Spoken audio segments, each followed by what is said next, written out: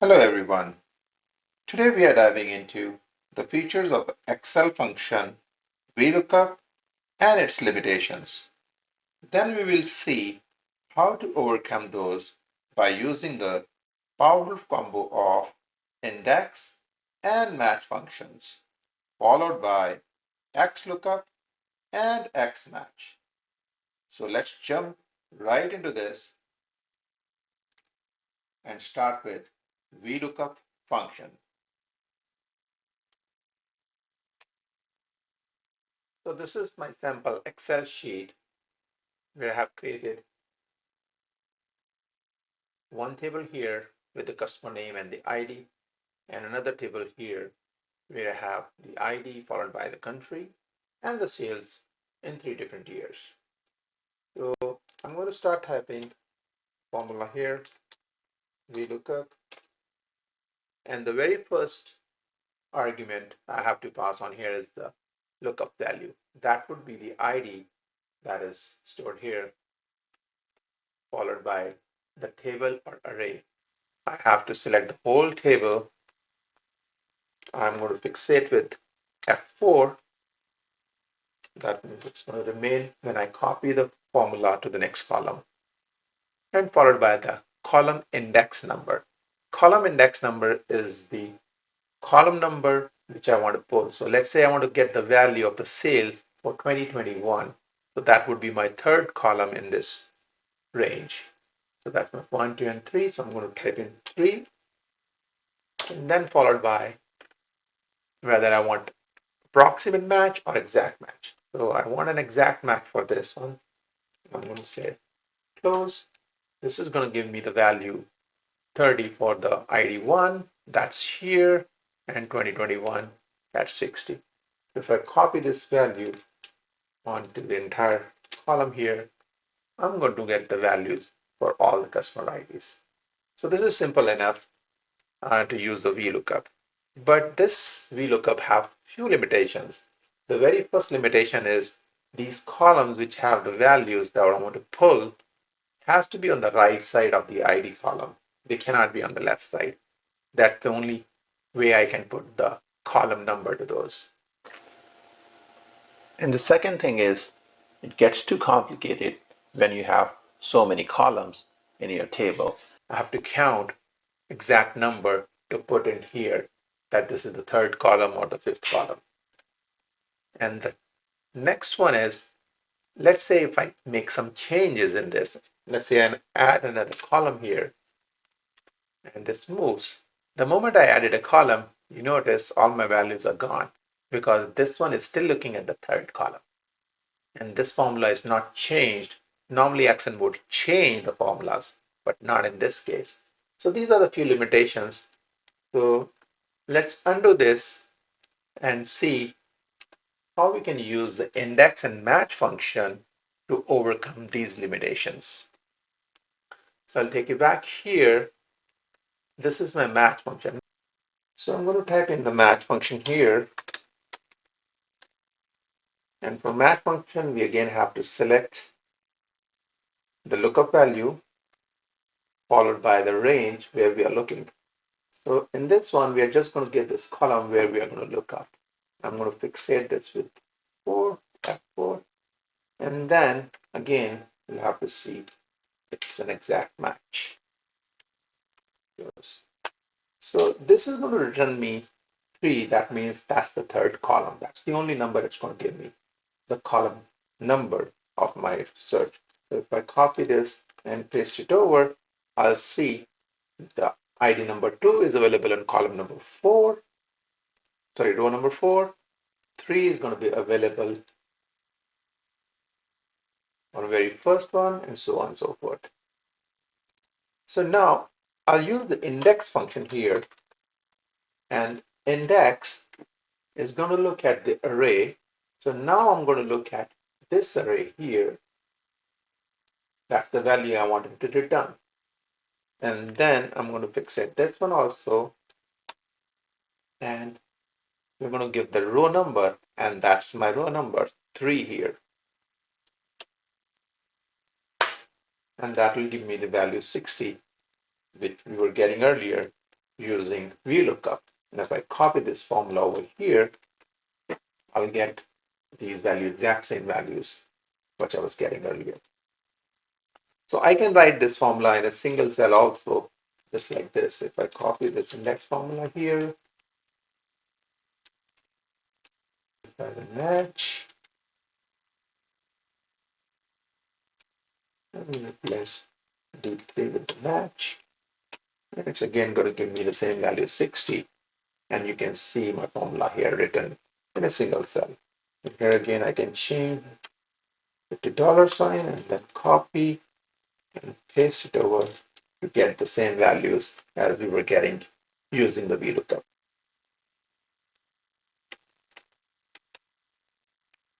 So next thing we are going to cover with the index match is using it with multiple lookups. So this is how it goes is, so let's say we want to look at the year also instead of looking at just 2021. So I'm going to create a column here for the year and I'm going to use the data. So click on the data validation here, and I'll say I'm going to use the list, and the source of this is going to be my cells here. Let me put it in the side. So 2021 to 2023, these columns. Okay, that will give me a drop down to select my years. So let's say 2021. So I'm going to use this here to create another match. This time my lookup value is going to be this here, 2021. Fixate this one, followed by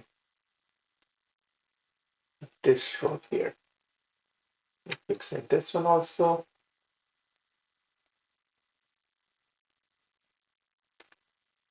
And followed by my exact match. So that will give me the number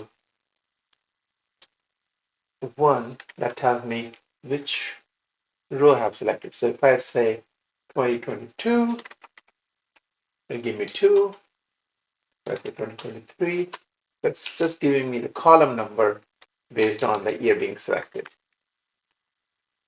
So bring it back to 2021.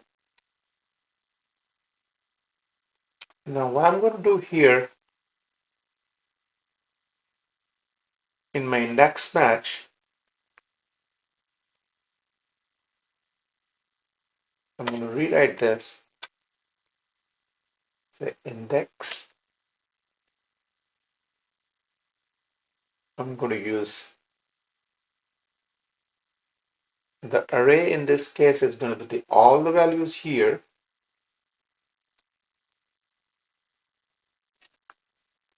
And fixate this, followed by this is my row number, followed by this is my column number. And this will give me the value. I'm going to copy this over here. And as you can see, right now it's giving me the value from 2021. But if I change this to 2022, it's going to change all the values based on year 2022. Similarly, 2023, it's going to change it like this. So now let's look at the function XLOOKUP and see how it overcomes all the limitations. So XLOOKUP is very similar to VLOOKUP,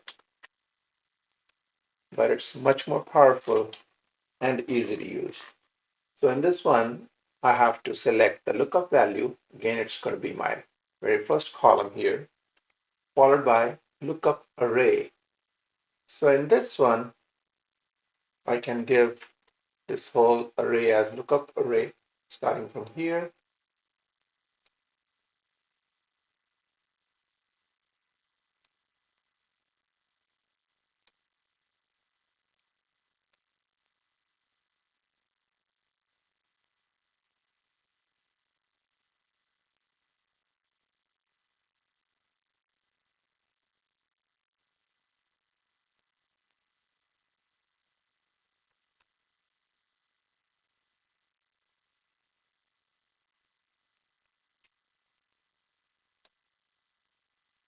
XLOOKUP is very similar to VLOOKUP.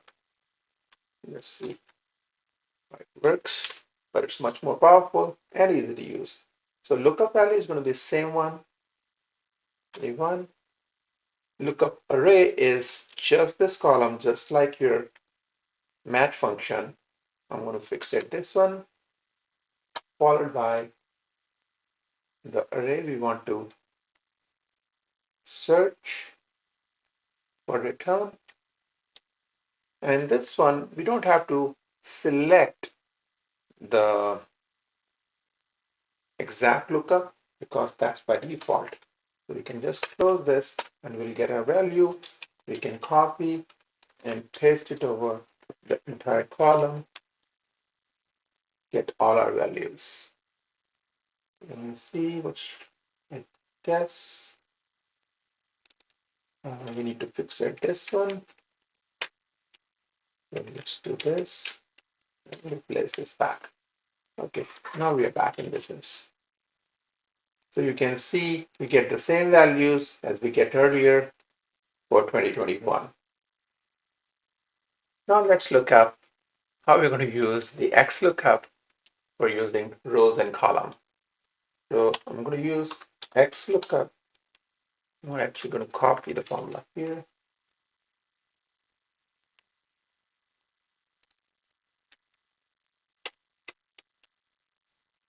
So you can see what I've done here is I'm looking for this return array and I'm looking for A3 value, which is this one. And this is my lookup arrays. I'm looking into this one. And then this is my return, the whole values, all three columns and all the rows. So now this is going to return an array based on the value. So because it is ID is 1, so it's going to return all three values. And if you look at my result, this is the array because it's spilling over three columns like this. But this is just interim. We are going to change this and pick up the right value based on the year. So we're going to do XLOOKUP again. It is basically nesting the XLOOKUP. And we're going to lookup value is going to be this column here. I'm going to fix it with F4 again, followed by these years. Again F4, and then this is my return value. There you go. And I got the same value 100 here. And if I copy over here, I'm getting the values based on the year now. So this is 2023, change it to 2022. All my values are changing now. So you can look at it once again, how we typed in this formula here. So XLOOKUP is very powerful. It can do all those things which you can do using index match. But I would suggest you still use index match because that's simpler. But there are a few cases where you would use XLOOKUP if it is not nested. So other things you can do with XLOOKUP is you can use wildcards. So let me show you how to use the wildcards. So let's say you want to search the first name in that list above. So we'll do this one. So XLOOKUP, you want to look at this value here, and you want to look up in this one.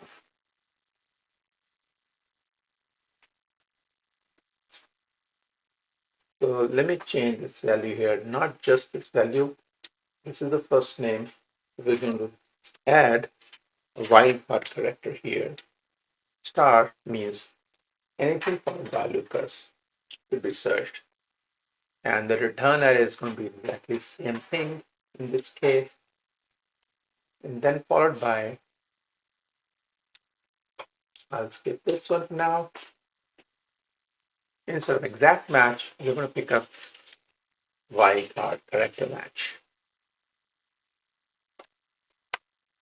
And that is going to give us the full name of this person here. So we can change this to another first name and see the full name changes automatically. So this is very powerful.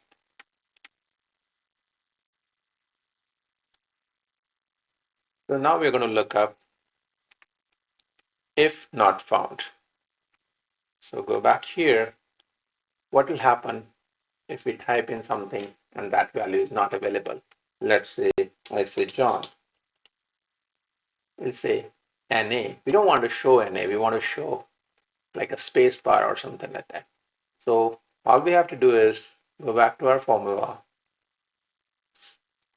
and this argument, if not found, what value you want to show. So let's say we want to show hyphen. So it's going to show hyphen. So if we find the value, it will show us that. But if it doesn't found the value, it will show a hyphen. So that way it won't show us NA.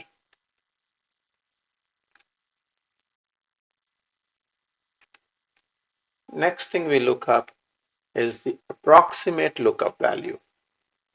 So let's say we want to search the sales value of $45 in this column. So we'll use the XLOOKUP here and we want to search 45 and we are looking into this column and the value we want to return is this country here. So let's say I just want to search like this. So as long as I find the value here, $45, I'm good. But let's say I'm looking for a value 50. I will not get anything, but I want to still see Australia because that's the closest or right below 50 the value is. For that, what we'll have to do is we'll have to go back here in our function and we'll go to not found. We'll skip this one. So here, instead of exact match, we'll say exact match or the next smaller item. And now it'll return us Australia. So if we want to search the higher value, let's say in this case, instead of 45 Australia, we want to get 60, which is the next higher value. And that would return us Germany. So here we are going to use one parameter that is for the exact match or next higher. So then it's going to give us Germany.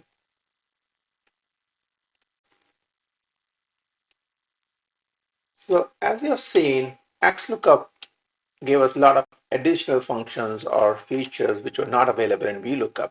Similarly, we have XMATCH, which gives us the newer features which were not available in the match. So let's look at the difference between XMATCH and the match.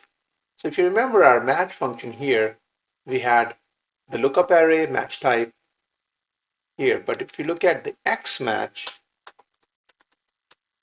now we have the lookup value, which is again this one, followed by the lookup array. So we're going to look up here again.